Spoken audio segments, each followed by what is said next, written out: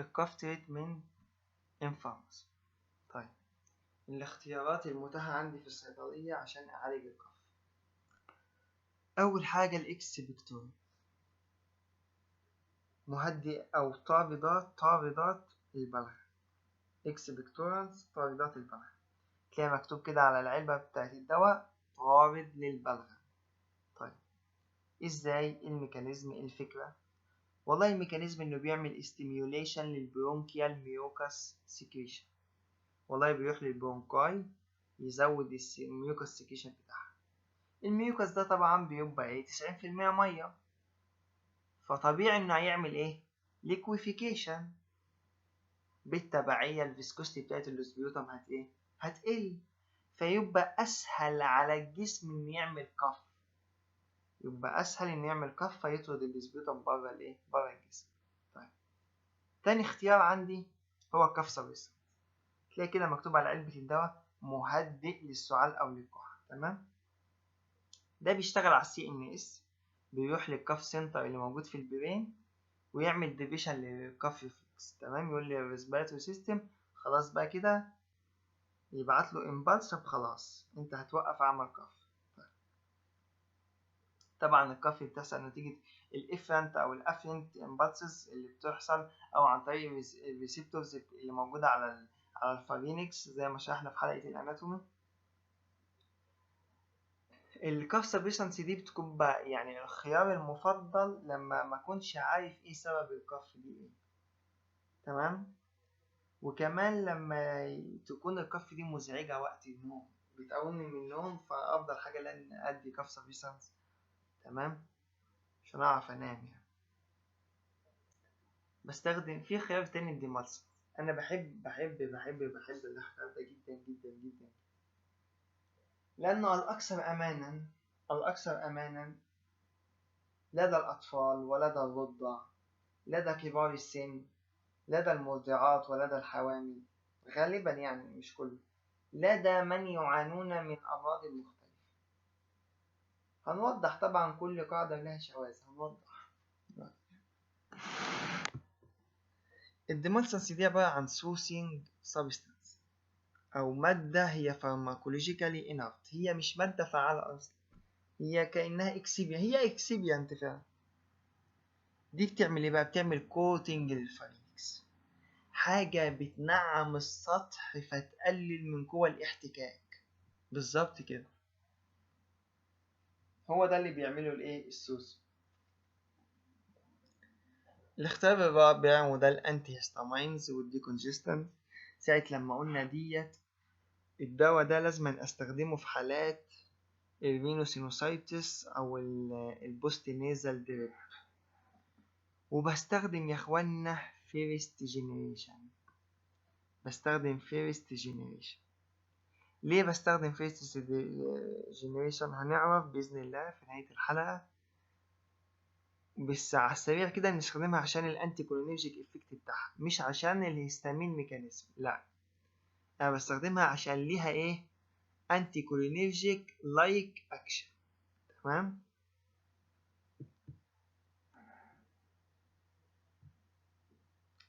طبعا الانتي كولينرجيك افكتس ديت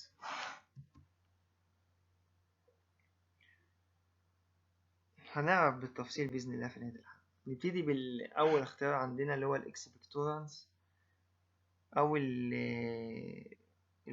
البرودكتيف.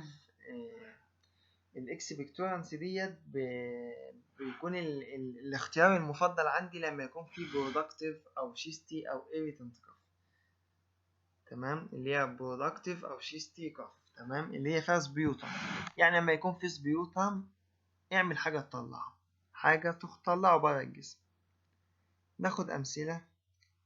هي ميزه الاكسبكتورانس برضو كلها نباتات يعني النبات ده مثلا بطلع منه ماده اسمها جويفيناسين. تمام، الجويفيناسين دوت هو الصراحة الوحيد اللي ال FDA قبلته ووافقت عليه كإكسبكتورانس، الدواء الوحيد اللي توافق عليه كإكسبكتورانس. في دراسة اتعملت على 139 مريض، أثبتت إن الجويفيناسين ليه فعلا إفكت وإن إكسبكتورانس. أما في دراسة اتعملت على 69 مريض قالوا إنه ما اداش أي تأثير، ودول الدراستين الوحيدين يعني. في نبات تاني برضو، عيلة تانية، عيلة إيبيكا ديت مشهورة بالإيبيكا. في السكويل، وفي ملح محترم اسمه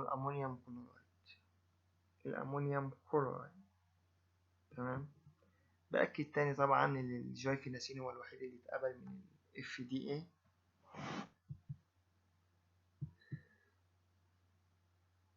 طبعا طول ما انت بتاخده في النورمال دوز مفيش سايد افكتس ولا في دراج انتراكشن. اما في اللارج دوزز والمعلومات دي مش اكيدة قوي يعني لسه الدراسات تحت الكلينيكال ترايلز. الدراسات بتقول ان خاصة الايبيكا والسكويل والامونيوم كلورايد خاصة بالذات عن الجويفيناسين بيعملوا إميسيس او فوميتنج. تمام. عن طريق بقى ايه؟ عن طريق انهم بيعملوا ستيميوليشن للفيجال نيرف اللي رايح للجاستريك ميوكوزا، فبيحصل ريفلوكس من الجي اي تي على ال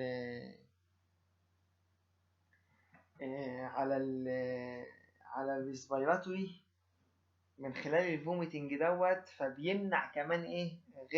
غير انه بيعمل فوميتنج من الجي اي تي، لا ده بيحصل تأثير كمان من الجي اي تي على الريسبيراتوري سيستم، فيخليه يعمل كف فيطرد الايه؟ البلغم. يبقى كده اشتغل كاكسبكتورانس. هو بيقول لك عندك ميكانيزمين، الميكانيزم بتاع الاستيميوليشن بتاع البرونكيال ميوكاس سكريشن، والميكانيزم بتاع الايه؟ بتاع الجي اي تي ريفلكس بتاع الفوميتنج. تمام. وطبعا الميكانيزم التاني دوت يعني لسه مفيش ادله والدراسات مش اكيد عليه يعني. الجويفيناسين بيتكتب بالاف عادي، بيتكتب بالبي اتش عادي. لو انت طفل عمرك من 6 ل 12 سنة تستخدم 100 مللي جرام 4 مرات في اليوم. تمام. في دراسات بتقول لك ما تستخدمش الجويفيناسين لأقل من 2 سنين عشان بيأثر على الجهاز العصبي، لكن ممكن تستخدمه من بعد 2 سنين عادي. لا، انا بقول لك خليك في الامان طالما الدراسات لسه مش مظبوطة. ما تحطش نفسك في مواقع شبهة ومواقع تهم، لا خليك يعني اتقوا شر الشبهات، خليك في المضمون انك تستخدمه من عندي 6 سنين. خلاص استخدمه من عندي 6 سنين بجرعة 100 مللي جرام. طبعا انا بقول لك حاجات او تي سي، يعني الدوزز المفروض انت يعني ايه تحفظها زي اسم تبقى عارفها، عشان دي او تي سي انت اللي هتوصفها. مفيش مشاكل برضو لو انت تكتبها ويبقى معاك قائمة بالدوزز بتاعت الادوية الاو تي سي وتعملها وتصرف بناء عليها. طبعا لو عمرك اكبر من 12 سنة يبقى 200 مللي جرام 4 تايم زيادة. تستنتج يعني بقول لك 4 مرات في اليوم. بقول لك الدواء ده بيتاخد 4 مرات في اليوم يعني كل 6 ساعات.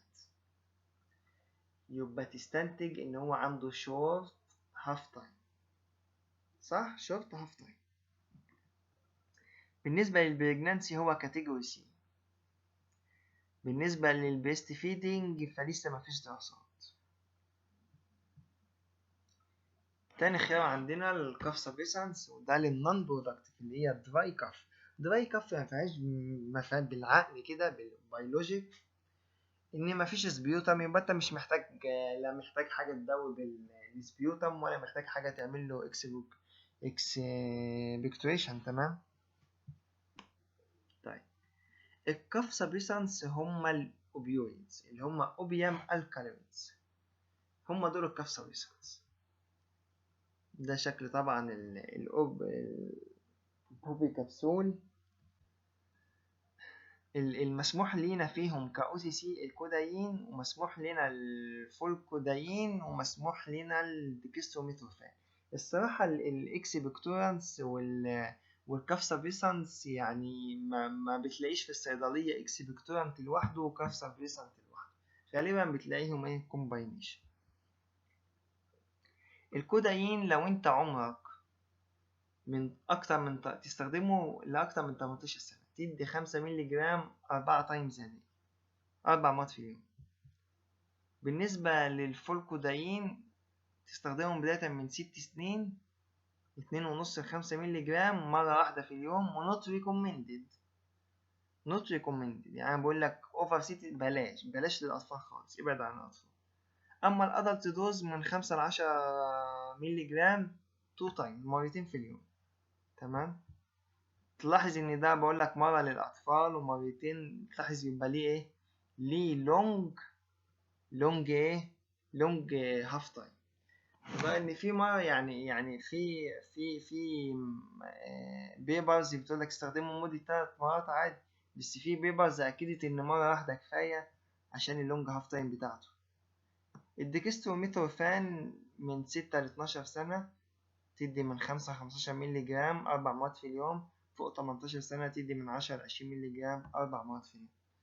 برضو الكافسابيسنس برضو مفيش منتج هتلاقي فيه كودايين لوحده والكودايين لوحده، لأ هتلاقيهم ايه كومباينيشنز مع حاجات تانية. نيجي للدراج انتر اكشنز. ما ينفعش تدي مع اوبيويد انالجيسكس، ما ينفعش تدي مع هيبنوتكس، ما ينفعش تدي مع انكيشوليتكس، ما ينفعش تدي مع انتي ديبريسنس. اختصرهم لك في كلمة كأنك بتقول او ايه يعني. تمام. وانا عارف برضو ان الذاكرة بتخون يعني. طبعا خلاصة الامر انك ما تدوش مع الادوية اللي بتعدي البي في بي اللي هو البلاد برين بارير.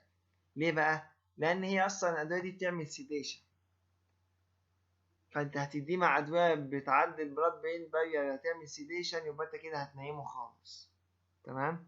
تعمل اسمه additive effect يعني 1+1 اكبر من 2.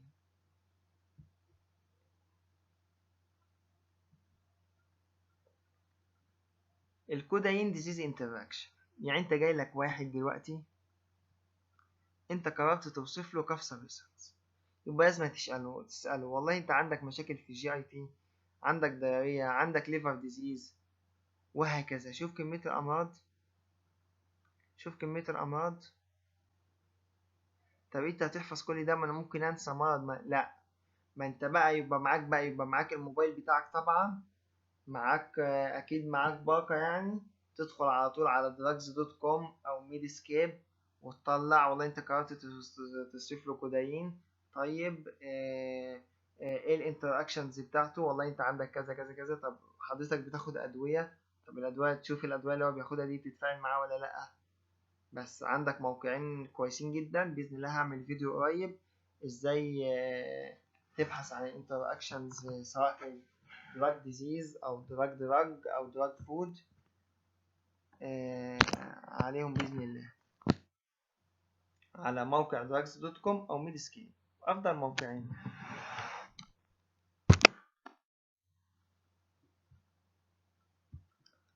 ادي مثلا عندك مثلا الديكستروميثورفان مع الحاجات اللي هي السايكاتري، مثلا واحد عنده باركنسونيز كده ما ينفعش تديه.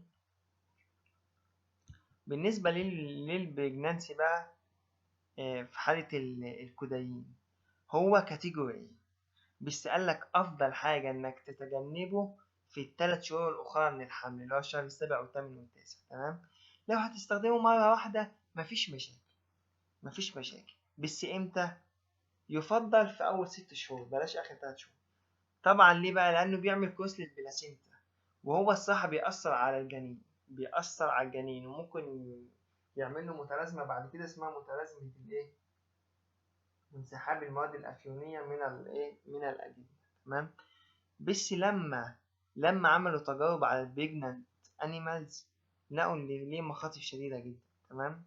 انا عامة ما بحبش ما بحبش تصرف اي حاجه اوبيويد خالص، ولا بحب تصرف الكف سبليسنس اصلا، وهقول لك باذن الله في الحلقه الجايه انا بحب تصرف ايه. بالنسبه للديكستروميثورفان هو كاتيجوري سي، ونفس الحكايه برضه الاوبيويد تتجنبها في اخر 3 شهور، ولو الشرط طيب ماشي. طبعا ما فيش دراسات لسه معروفه هل بيفرز في اللبن ولا لا. انا عايز اقول لك ان اصلا الدراسات في وقت البريجنانسي قليله في وقت البريجنانسي، ما بالك بقى في وقت البيست فيدنج، تكاد تكون منعدمة اصلا. ادي الادفيرس افكتس بتاعت الاوبيويدز عامة، ودي الحاجات الكومن. ممكن يجيله نوزيا، فوميتنج، كونستيبيشن، دراوزينس، ديزنس، سيديشن، كونفيوجن، نيرفسنس. طبعا الحاجات دي كلها طبعا بالفارماكولوجي اللي انت خدته في الفارماكولوجي بتبقى عارفها، تبقى عارف ليه حصل نوزيا، ليه حصل فوميتنج كده. بعد كده الخيار الأخير عندنا اللي هو الديمالسنس دي بقى لأي نوع من الكف، سواء برودكتيف ولا دراي، وده بقى أأمن حاجة، وبتديه 4 مرات في اليوم عادي جدا. ايه هما الديمالسنس دول؟ الهاني، الليمون، الجليسرين. في حاجة بس ما شفتهاش في مصر الصراحة اسمها سيمبل لينكس دوت. السيمبل لينكس دوت عبارة عن سيتريك أسيد. طيب بعد كده بقى الخيار الأخير اللي أنا بصفه في حالات بقى اللي هي ليه الأليرجي، اللي هتكون كاف جاية من الأليرجي زي البوست نيزل دريب مثلا. بستخدم الفيرست أو الأولدر أو السيديتيفز جينيريشن من الأنتي هيستامين. ليه بقى؟ لأن ده ليه أنتي كولينرجيك إفكت. يعني السكند جينيريشن والثيرد جينيريشن من الأنتي هيستامين يكاد يكون تقريبا ملهمش انتي كولينرجيك افكت، يكاد يكون ملهمش فعلا. لكن انا بستخدمه اصلا مش عشان خاطر الهستامين، انا بستخدمه عشان خاطر الانتي كولينرجيك افكت بتاعه. طب الانتي كولينرجيك افكت ده اللي هو اتروبين لايك اكشن. لو عايز ترجع بقى للفارماكولوجي، يعني في حاجات اساسيات كده لازم تبقى عارفها. الحاجات الاساسيه ديت اللي هي اتروبين، اللي هي الاتروبين ده بيعمل ايه، الادرينالين ده بيعمل ايه، الحاجات البيزكس. طيب ايه معنى انتي ماسكارينيك افكت؟ معناه انه يعمل فازو كونستريكشن. يعني الهستامين ده اصلا كان بيعمل ايه، كان بيعمل فازو دايلاتيشن. طيب في دراج انتراكشن للانتي هيستامينز بصفه عامه. بلاش دي مع هيبنوتكس، مع سيديتيفز، مع الانتي كولينرجيكس. يعني انت كده بتعمل اديتيف افكت. يعني انت كده، يعني انت مدي حاجه تنيم، وزي ما قلنا سيديتيف، وهو اصلا بياخد دواء ينيم كمان، فانت كده انت كده ايه، هتدخله في غيبوبه. مع دراج اسمه البيتا هيستين، دراج اسمه البنزودايازيباينز، وده اقوى سي ان اس ستيمولانت، مع الترايسايكليك انتي ديبيسانس. تمام. طبعا انا عارف ان صعب ان انت تحفظ الدراج انتر اكشنز، بس ما فيش مريض توصف له او تي سي الا ولازم تدخل على drug.com او ميديسكيب، وإذا كان هو بياخد دواء معين او بيعاني من مرض معين تشوف هل ده ينفع معاه ولا لا. تمام. بالنسبه للدراج ديزيز، انت ده بيعمل انتي كولينرجيك افكت. يعني ينفع مع الجلوكوما يا راجل يا محترم، ينفع مع الجلوكوما تعمل له ميدفيسز اكتر. انت شايف دي انا طبعا مش هينفع بقى اجي اقول لك بقى اشرح لك بقى الجلوكوما بتحصل ازاي وكده، لا انت الحاجات دي بقى فاهمها في فارماكولوجي. ميدفيسز يعني انت عايز تعمل ايه في الايرس اكتر من كده؟ ليفر ديزيز ما ينفعش، اللارج بروستيت برضه ما ينفعش. وحاجة تانية اسمها lower urinary tract syndrome، يعني هو بيبقى كده بتبقى حاجة جاية من الانفكشن في الايه، في الجهاز البولي، عنده ابيليبسي ما ينفعش. ادفيرس افكتس طبعا هو طبعا زي يعني اتروبين لايك اكشن دوت كان ليها جملة. كان الدكتور، اللهم صل على سيدنا محمد، الدكتور عبد المتعال فودة كان دايما يقول كده الاتروبين لايك اكشن ادفيرس افكت، كان مختصرها في جملة كده يقول لك زغلولة الناشفة حبست جوزها أبو سرية. كان يقول لك زغلولة ديت اللي هي بتعمل البلاد ديفيجن يعني ال ال زغلولة الناشفة الناشفة اللي هي بتعمل داينس يعني اللي هي أوفسالميا وزيروستوميا ريقه ناشف وعينه طبعا ناشفة. طبعا انت في الحالة ديت طبعا دي آثار ممكن تيجي مش لازم يعني دي آثار هتيجي من تعاطي الأنتي هيستامين الفيرست جينيشن أنتي هيستامين. يبقى أنت تصرف له معاه مثلا قطرة مرطبة للعين artificial tears مثلا، تمام. كونستيبيشن مثلا تقول له والله لازم تاكل زبادي وتاكل ألياف تكتر منهم. يورينا ريتنشن برضه اوعى يكون راجل كبير في السن عنده 65 سنة وتيجي تصرف له يبقى عنده بروستيت ويبقى عنده جلوكوما وتيجي مديله انتي هيستامين. دراوزنس كده زي ما قلت لك اهو، بلاش انتي هيستامين في كبار السن حتى لو الحالة تستدعي انتي هيستامين. طبعا الانتي هيستامين في هاي دوز عامل زي الحاجات زي اللي هي الكوكايين والحاجات دي بالظبط. طول ما انت بسمول دوز انت ماشي محترم، اول ما تيجي عند هاي دوز لا يقلب معاك. فهاي دوز هيبقى ستيميوليتنج بدل سيديتيف. مثلا الكلورفينامين عشان ليه انتي كولينرجيك افكت كويس، والله من سنتين ل3 ما تعديش 6 مللي جرام. يعني انت هتقول له اديلي 2 مللي جرام 3 مرات في اليوم مثلا. من 6 ل 12 ما تعديش ال 12 مللي جرام. يعني بص في الأخير لو هو لحد 6 سنين ما تعديش ال6، لحد 12 سنة ما تعديش ال12، بعد 12 سنة ما تعديش ال24. بالنسبة للبريجنانسي والبيست فيدنج مفيش ستاتس. طبعا زي ما احنا قلنا تجنب استخدامها في الناس كبار السن. دي أمثلة على الكلورفينامين. في أناليفج في منه شرب وفي منه تاب. اتأكد بس هو تركيز كام، في 4 مللي جرام تمام، لكن السيرب عندك 2 مللي جرام. مش معنى ان الاناليرج هنا للأطفال بس، لا السيرب هنا معناها ينفع للأطفال ماشي وينفع للكبار ماشي عادي جدا يعني. عندك ألف جايل سيرب 2 مللي جرام برضو لكل 5 مللي، يعني كل 5 مللي تقريبا كل غطا من الدواء من الأساسة دي هيبقى فيه 2 مللي جرام. وفي ألف جايل تاب 4 مللي جرام برضه. الداي ميتيندين ده اللي أنا بحبه الصراحة، ده اللي أنا بحبه. لحد سنتين ادي من 10 ل30 نقطة في اليوم. يعني لو هتدي 3 مرات ادي 6-7 نقط كل يوم، لو من 7 ل10 مثلا. 7 قول 10 نقط الصبح، 10 نقط بالليل، 10 نقط الظهر أو العصر، يبقى كان انت معاك 30 نقطة. بس ده طفل يعني بلاش تكتر يعني. أكتر من سنتين معلقة شاي صغيرة 3 مرات في اليوم. أكبر من 18 سنة قرص واحد اللي هو ال4 مللي جرام دوت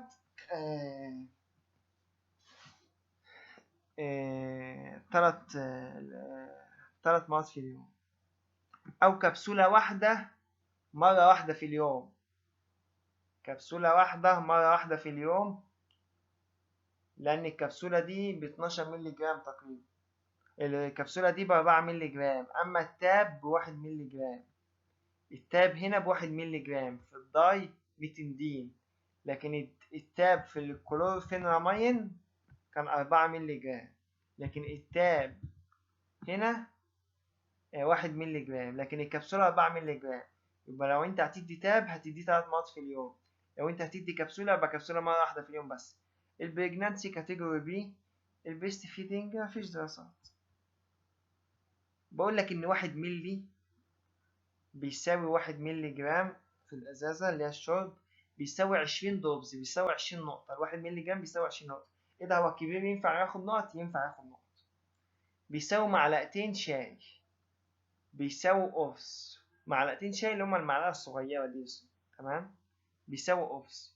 كل ده بيساوي 1 مللي جرام. تمام. ادي عندك الفينستيل شورب، ادي الفينستيل نقط، ادي الفينستيل تاب، ادي الفينستيل ايه، كبسول. في بقى الكومباوند بريبريشن. الكومباوند بريبريشن ديت وهي افتكاسات حلوه يعني. الكومباوند بريبريشن ديت لا تفضل للاطفال اقل من 6 سنين. لا تفضل للاطفال اقل من 6 سنين. كمان بلاش تاخد اكتر من كومباوند بريبريشن في نفس الوقت. يعني انا هجيب منتج اكس ده عباره عن كومباوند بريبريشن، وهجيب منتج واي ده عباره عن كومباوند بريبريشن. ليه؟ لا، ما اخدش 2 كومباوند بريبريشن، اخد منتج واحد بس، يا اكس يا واي، لكن ما اخدش اكس وواي مع بعض. اول حاجه عندنا الكاف سبريسانس والاكسبكتورانس. طيب انت رحت، انت راجل فورميوليتور في المصنع او راجل كيميكال، او راجل بتاع فارماكولوجي، ورحت وقلت والله انا هحط كاف سبريسانس حاجه تمنعها من المخ، واحط اكسبكتورانت حاجه تطلع السبيوتام من الايه، من ال من اللنج. طيب بالعقل كده، الكاف سبريسانس ده بيعمل ايه؟ بينشف. الكاف سبريسانس ده بينشف، ده انا بستخدمه للنون برودكتيف. بيمنع اصلا الكحه، بيبعت امبالس عن طريق النيورونز سواء كانت افنت او افنت. الكف بتحصل من الاثنين، نتيجه افنت وافنت. طب السي ان اس دلوقتي هيبعت ايه؟ هيبعت امبالس. يبقى ديت ايه؟ افنت امبالس. مش موضوعنا فارماكولوجي دلوقتي، بس هو هيقول له ما تعملش كف. الاكسبكتورنس بيقول له اعمل كف. اعمل كف. ده بيعمل، ده الاكسبكتورنس بيزود الليكويفاي، بيعمل ليكويفيكيشن عشان يخليه يعمل كف. يعني انت بتعمل 2 متناقضين، مش عارف انت جبت الافتكاسة دي منين. تأثيرين متناقضين، انا مش عارف انت ازاي ما نجحتش نفسك فيه. فده طبعا يعني ده اكس لا يستخدم، انا ما بحبوش. تاني حاجة عندنا الكاف سبريسانس والانتي هيستامينز. الكاف سبريسانس والانتي هيستامينز دي لو بيفضلوها تتاخد بالليل، لو انت الكحة دي بتزعجك بالليل، يعني التأثير بتاعها هيبقى كويس، هيبقى حاجة من المخ، وحاجة تعمل دي كونجيشن يعني، او بتعمل فازو كونستريكشن، فبتزنق البلاد فيزلز اللي على البرونكاي او على الجلاندز اللي في قلب الرئة اللي فيها اللي بتطلع السبيوتم ديت، فبتزنق عليها فما بتطلعش سبيوتم. فانت كده ايه، ما بيبقاش في حاجة irritant اللي هي السبيوتم مثلا، وما بتقومكش بالليل او كده. فالتركيبة دي حلوة لو انت الكف بتقومك بالليل. كف سبيسانس وانتي هيستامين. طيب عندك اللي بعد كده عملوا اكسبكتورانس حاجة تطلع السبيوتم، وسيمباسومايميتكس. الاكسبكتورانس والسيمباسومايميتكس زي ايه؟ السيمباسومايميتكس او اللي هي ديكونجستانس او اللي بيسموها برونكو دايليتورز، يبقى السيمباسومايميتكس هو الديكونجستشنز هو البرونكو دايليتورز. طيب من اشهر الامثله اللي بيستخدموها في السيمباسومايميتكس الافيدرين والسودو افيدرين، والسودو افيدرين غالب على الافيدرين حاليا. تمام. دي كويسه جدا لما يكون عندك كف وكولد، اعراض كحه واعراض ايه، واعراض برد الاتنين مع بعض. برضو هي ما بتخلكش تنام، فبلاش تاخدها قبل النوم. ما بتخلكش تنام، فبلاش تاخدها قبل النوم. تعمل stimulation. تمام.